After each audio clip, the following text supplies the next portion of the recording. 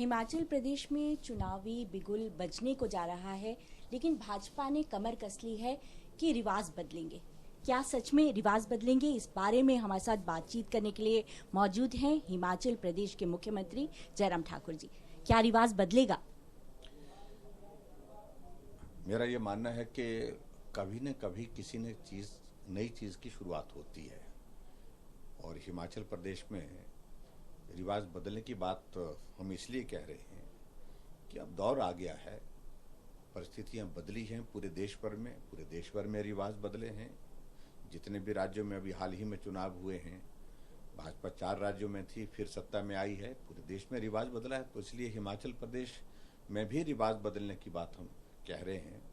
और अब की बात जो हालात हैं, परिस्थितियां हैं, नरेंद्र भाई मोदी जी का नेतृत्व, मजबूत नेतृत्व देश को जिस प्रकार से मिला है और हिमाचल के साथ उनका एक बहुत निकटता का संबंध है, एक इमोशनल कनेक्ट है, और ऐसे में हम निश्चित रूप से सफल होंगे अब की बार हिमाचल प्रदेश में भारतीय जनता पार्टी की सरकार बनाने में।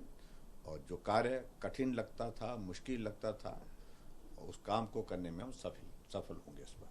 जयराम ठाकुर जी, आप लगातार प्रदेश का दौरा कर रहे हैं और कहीं ना कहीं जनता की नब्ज टटोल रहे हैं।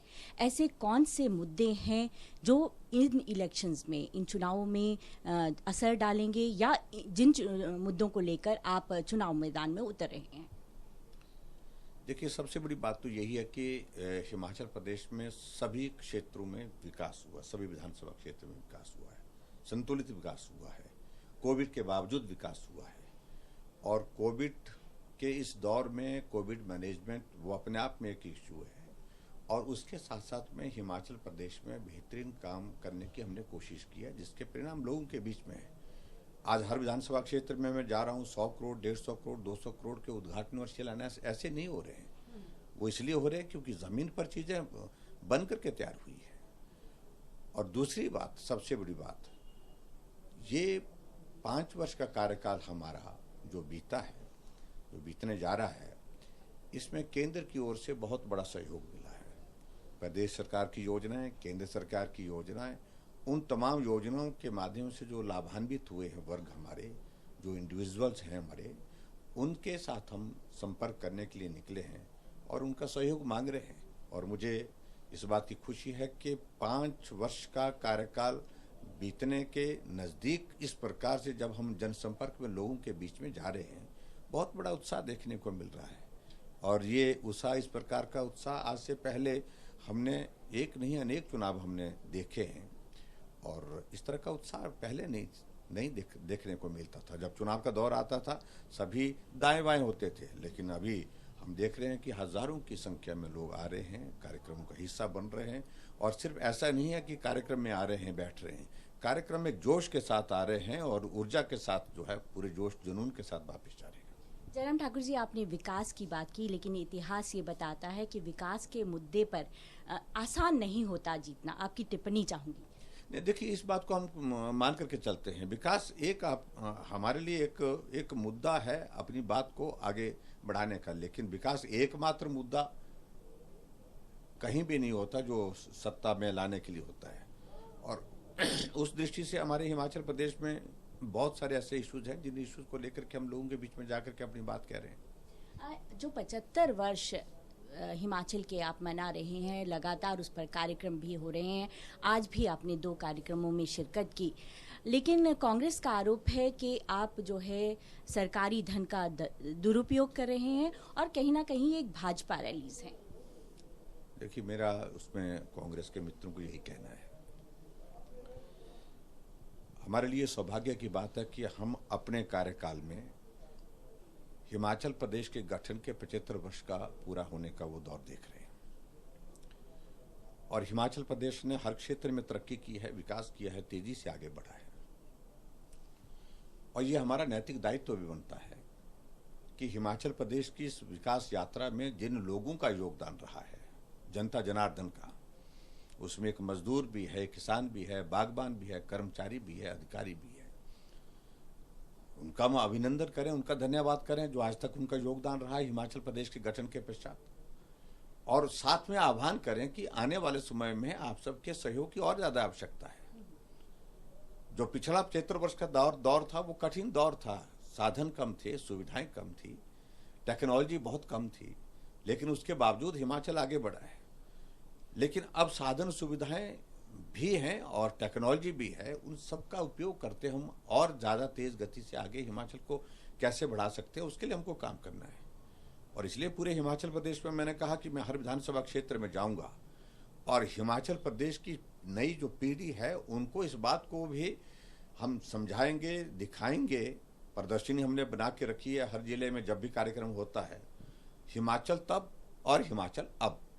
और उसमें आप एक चीज़ को देखेंगे, एक झलक देखेंगे हिमाचल प्रदेश की, कि उस वक्त सड़कें कितनी थी, सड़कों की क्या स्थिति थी, उस वक्त के लोग सड़कों के निर्माण के लिए, पुलों के निर्माण के लिए किस प्रकार की परिस्थितियों में काम करते थे, हेल्थ इंस्टीट्यूशंस कितने थे, एजुकेशनल इंस्टीट्यूशंस कितने थे, उस वक्त का लिटरेसी रेट क्या था, आज लिटरेसी रेट क्या है।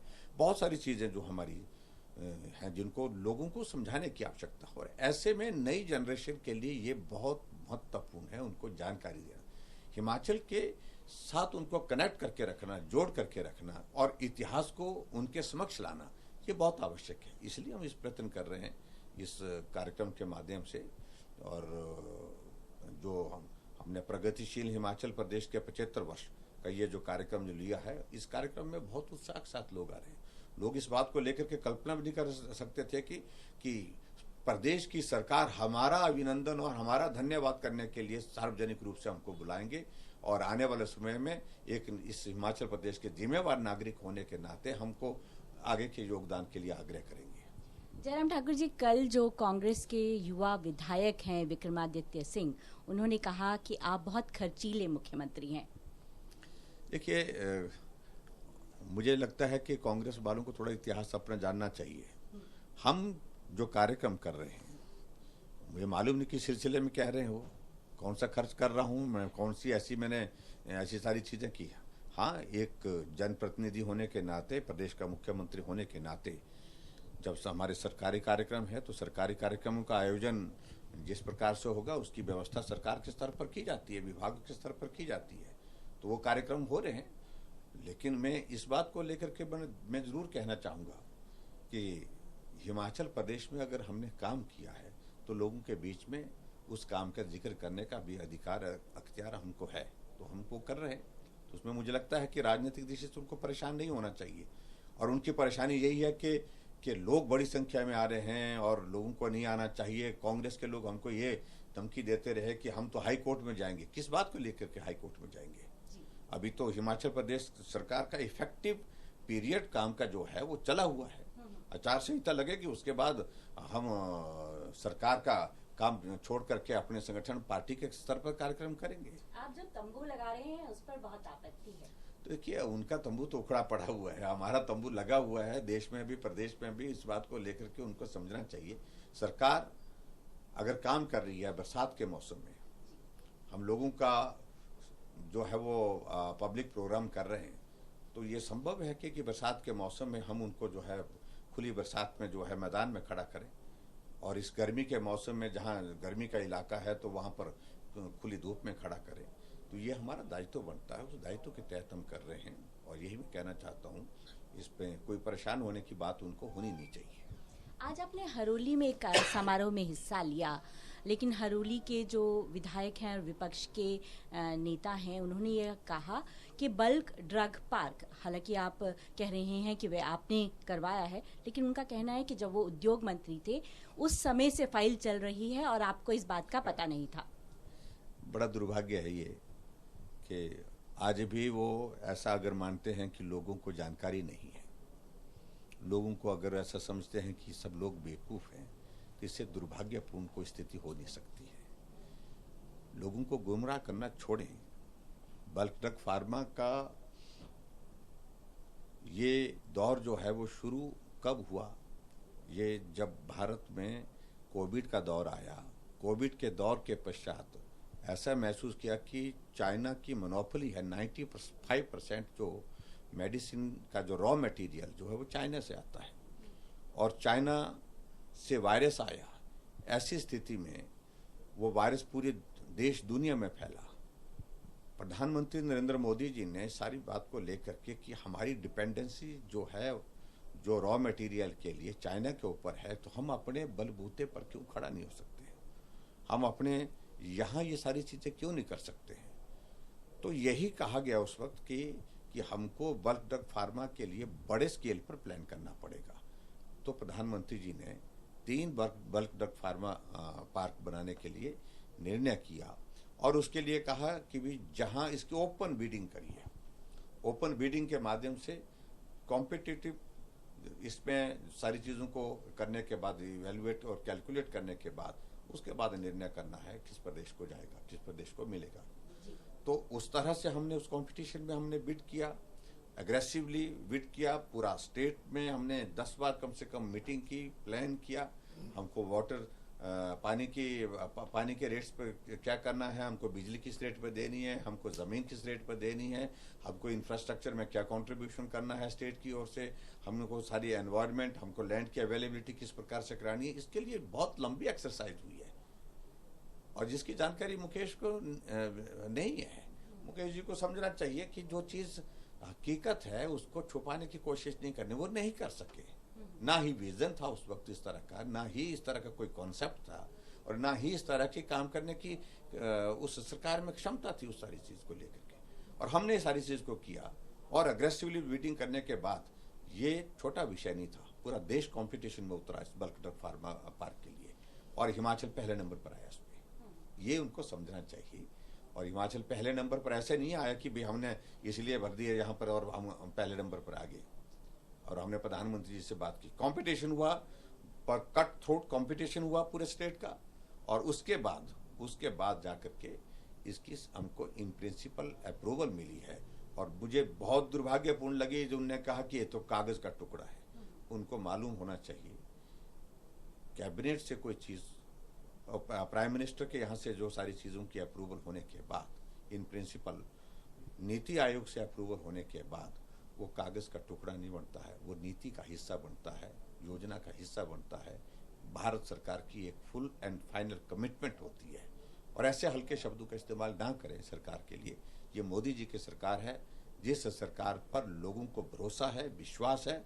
और इस तरह से मुझे लगता है कि उनकी फ्रस्ट्रेशन, उनकी निराशा, उनकी सारी चीज़ों को लेकर के होना ये चाहिए था कि उनको ये खुलेआम कहना चाहिए थी कि मैं उद्योग मंत्री रहते हुए इस कार्य को नहीं कर सका। अब ये कार्य हुआ है, मैं इस कार्य के लिए धन्यवाद करता हूँ, उसका स्वागत करता हूँ। ये होता तो मुझे लगता कि और ज़्यादा आनंद होता इसका। ठाकुर साहब, कांगड़ा की अगर बात कहें तो कहा जाता है कि सरकार वही पार्टी बनाती है जिसका कांगड़ा में जिसकी टिकट आती है, जनता जो वहाँ की जिसको प्यार करती है। लेकिन कांगड़ा में शांता कुमार जिस तरह से अब राजनीति में रुचि नहीं ले रहे हैं, ऐसे में एक बड़े लीडर की कमी वहाँ नज़र आती है। देखिए, मुझे मालूम नहीं किसने कहा होगा शांता कुमार जी सक्रिय नहीं होंगे, वो सक्रिय होंगे। वो हमारा मार्गदर्शन करते हैं, पार्टी के हमारे वरिष्ठ नेता हैं और बहुत अच्छा उनका अभी भी लोगों के बीच में प्रभाव है। और निश्चित रूप से जब चुनाव का दौर नज़दीक होगा, आदरणीय शांता कुमार जी का हम आशीर्वाद भी लेंगे, उनका सहयोग भी लेंगे। वो हिमाचल प्रदेश में पार्टी के लिए काम भी करेंगे। जब हम एक बड़े नेता की बात कर रहे हैं तो प्रेम कुमार धूमल जी की भी बात करेंगे। उन्होंने हाल ही में कई बार ये इच्छा जताई है कि वे चुनाव लड़ना चाहेंगे। देखिए, आदरणीय धूमल जी भी हमारे वरिष्ठ नेता हैं। मैं पिछले कल उनके विधानसभा क्षेत्र में था और वहाँ अच्छा कार्यक्रम हुआ है, सफल कार्यक्रम हुआ है।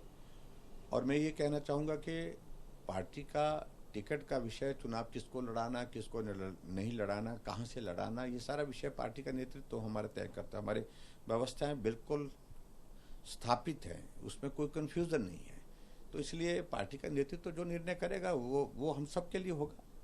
और उन्होंने अगर इस तरह की बात कही होगी तो मुझे जानकारी नहीं है इस सारी बात को लेकर के, क्योंकि हमसे इस तरह की बात अभी तक हुई नहीं है। लेकिन पार्टी का नेतृत्व जो निर्णय करेगा उस निर्णय के साथ धूमल जी चलेंगे। एक और आखिरी प्रश्न मैं आपसे जो पूछना चाहूँगी वो ये है कि क्या, दोबारा ये प्रश्न है कि सच में क्या रिपीट होगी सरकार? देखिए, हम आत्मविश्वास के साथ कह रहे हैं। हम जानते हैं कि काम कठिन है, जटिल है, लेकिन कभी ना कभी कठिन और जटिल काम की शुरुआत होती है होने की। हम हिमाचल प्रदेश में विधायक बने, जिस विधानसभा क्षेत्र से विधायक बने वहाँ जमानत जब्त होती थी, लेकिन एक दौर शुरू हुआ जब हिमाचल प्रदेश में उसमें विधानसभा में उस विधानसभा क्षेत्र से जहाँ से मैं आज हूँ वहाँ से मैं जीता और उसके बाद शुरुआत हुई तो मैं 5वीं बार विधायक हूँ आज। तो ऐसा दौर कभी आता है और ऐसा दौर हिमाचल प्रदेश में भी आने के लिए मैं मानता हूँ कि ऐसा दौर निश्चित रूप से हिमाचल प्रदेश में आएगा। और इसी तरह से आपने देखा होगा भाजपा की सरकार देश में नहीं बन सकती, कभी नहीं बन सकती, अकेले तो बिल्कुल नहीं बन सकती, यही कहा जाता था। लेकिन एक दौर आया, 2014 का दौर आया, नरेंद्र मोदी जी देश के प्रधानमंत्री बने, बहुमत के साथ हमारी सरकार 2014 से 2019 तक चली और 2019 में कहा कि अब मुश्किल है, एक बार का दौर हो लिया, दूसरा दौर मुश्किल है, लेकिन 2019 में और भी प्रचंड बहुमत के साथ सरकार बनी, मोदी जी फिर से देश के प्रधानमंत्री बने। तो ऐसा दौर आता है कभी जो कठिन और जटिल काम होता है वो होता है और इसमें मुझे पूरा भरोसा है हिमाचल प्रदेश में भी अब की बार जो काम कठिन लगता है, मुश्किल लगता है, वो काम होगा और सरकार बनेगी। 68 में से कितनी सीटें? देखिए, मैं सीटों की गिनती में नहीं जाऊंगा, हम सरकार बनाएंगे आराम से और बहुमत के साथ बनाएंगे। जयराम ठाकुर जी का कहना है कि सरकार वे बनाएंगे और बहुमत के साथ बनाएंगे। आपने हमसे बातचीत की, बहुत बहुत धन्यवाद। नमस्कार।